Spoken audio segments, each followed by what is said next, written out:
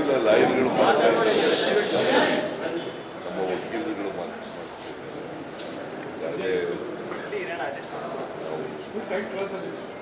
ರಾಜ್ಯಪಾಲರ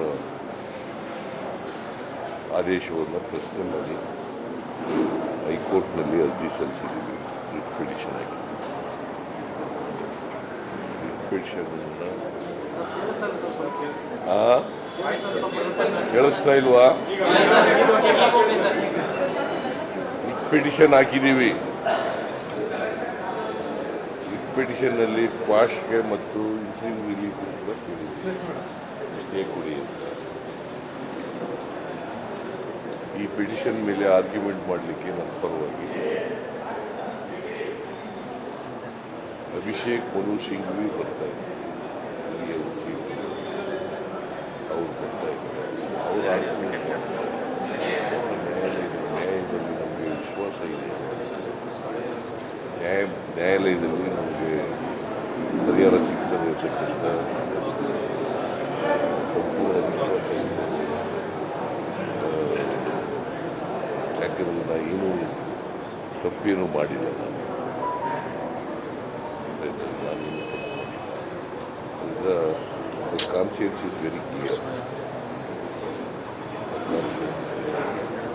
ನಾನು ರಾಜಕೀಯದಲ್ಲಿ ಮಂತ್ರಿಯಾಗಿ 40 ವರ್ಷಗಳಾಯಿತು. ನಿನ್ನೆಗೆ 1984 ಆಗಸ್ಟ್ 17ನೇ ತಾರೀಕಿಗೆ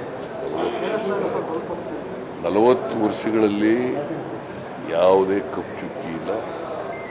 ನನ್ನ ರಾಜಕೀಯ ಜೀವನ ತೆರೆದ ಪುಸ್ತಕ ಇದ್ದಾಗಿದೆ. ಅದು ನಿಮಗೂ ಗೊತ್ತಿದೆ, ಈ ರಾಜ್ಯದ ಜನತೆಗೂ ಗೊತ್ತಿದೆ. ಜನರ ಆಶೀರ್ವಾದದಿಂದ ಇಲ್ಲಿವರೆಗೆ ರಾಜಕೀಯ ಮಾಡ್ಕೊಂಡು ಬಂದಿದ್ದೀನಿ, ಜನರ ಸೇವೆಯನ್ನು ಮಾಡ್ಕೊಂಡು ಬಂದಿದ್ದೀನಿ. ಸರ್, ಹಿಂದೆ ಸರ್ ರೀಡು ಪ್ರಕರಣ ಇರ್ಬೋದು, ಓಬ್ಲಾಸ್ ಪ್ರಕರಣ 2 ಸಾವಿರ ಮೇಲೆ ಆರೋಪ ಬಂದಿತ್ತು. ರೀಡು ಪ್ರಕರಣ ಕೆಂಪಣ್ಣಾಗ ಕೊಟ್ಟರೆ ವರದಿ ಏನು ಗೊತ್ತಾಗಿಲ್ಲ. ಯು ಪ್ಲಾಟ್ ವಾಚನ ಸರ್ಕಾರ ವಾಪಸ್ ಕೊಟ್ಟರೆ ಆರೋಪ ಇಲ್ಲ ನೆನಪಿರ್ತಿತ್ತು ಸರ್. ನಾವು ಹಿಂದೆ ನಿಮ್ಮ ಮೇಲೆ ಯಾವ ಆರೋಪ ಇಲ್ಲ. ಮಧ್ಯದಲ್ಲಿ ಯಾಕೆ ಪ್ರಶ್ನೆ ಕೇಳಿದೆ? ಹಿಂದೆ ರೀಡು ಅಲ್ಲಪ್ಪ, ನಾನು ಮಧ್ಯದಲ್ಲಿ ಯಾಕೆ ಪ್ರಶ್ನೆ ಯಾವಾಗಲೂ ಮಧ್ಯದಲ್ಲೇ ಪ್ರಶ್ನೆ ಕೇಳೋದು? ನಾನು ಹೇಳಿ ಮುಗಿಸೋದು, ಆಮೇಲೆ ಕೇಳಬೇಕು.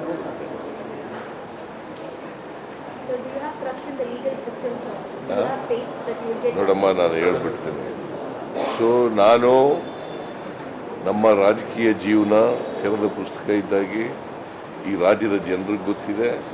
ನಾನು ಯಾವುದೇ ತಪ್ಪು ಮಾಡಿಲ್ಲ ಅಂಥೇಳಿ, ಮಾಡಿಲ್ಲ, ಮಾಡೋದು ಇಲ್ಲ, ಇವತ್ತಿನವರೆಗೆ ಮಾಡಲ್ಲ. ಈ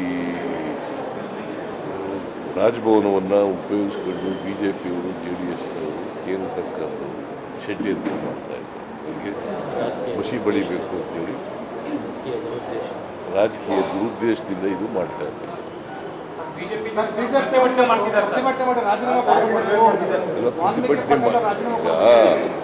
ರಾಜಕೀಯ ದುರುದ್ದೇಶದಿಂದ ಮಾಡ್ತಾ ಇದ್ದಾರೆ. ರಾಜಕೀಯವಾಗಿ ಅದನ್ನು ನಾವು ಎದುರಿಸ್ತಕ್ಕಂಥ ಕೆಲಸವನ್ನು ಮಾಡ್ತೀವಿ.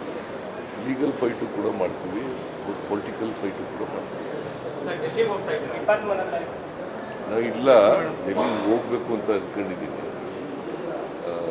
ಮೊನ್ನೆ ಖರ್ಗೆ ಅವರು ಅಧ್ಯಕ್ಷರಿಗೆ ಬಂದಿದ್ದರು, ಭೇಟಿ ಮಾಡಿ ಶುಕ್ರವಾರ ನಾನು ಬರ್ತೀನಿ ಅಂತ ಹೇಳಿದ್ದೀನಿ.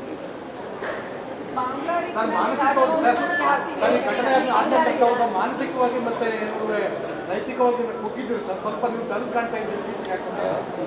ನೀವು ಭಾಳ ಡಲ್ ಕಾಣಿಸ್ತಾ ನನ್ನ ಯಾಕೆ ಡಲ್ ಕಾಣಿಸ್ತಾ ಇದೆಯಾ? ನಾ ಇನ್ನೂ ಈ ರಾಜಕೀಯದಲ್ಲಿ ಹೋರಾಟ ಇದೆಯಲ್ಲ, ಈ ಹೋರಾಟ ಮಾಡುವಾಗ ಇನ್ನೂ ಹೆಚ್ಚು ನನಗೆ ಜೋಶ್ ಬರ್ತದೆ. ನಿರಂತರವಾಗಿ ಮಾಡ್ಕೊಬೋದಿದ್ದೀನಿ. ಹಿಂದೆನೂ ಮಾಡಿದ್ದೀನಿ, ಈಗಲೂ ಮಾಡ್ತೀನಿ, ಮುಂದೆನೂ ಮಾಡ್ತೀನಿ.